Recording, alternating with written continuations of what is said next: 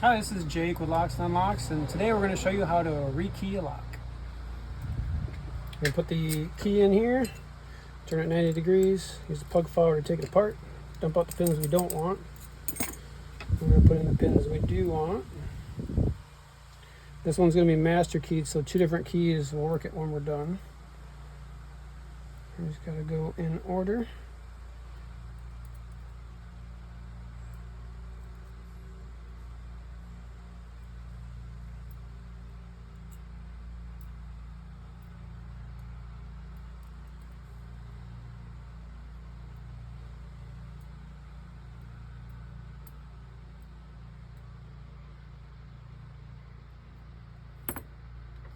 Alright, put it back together.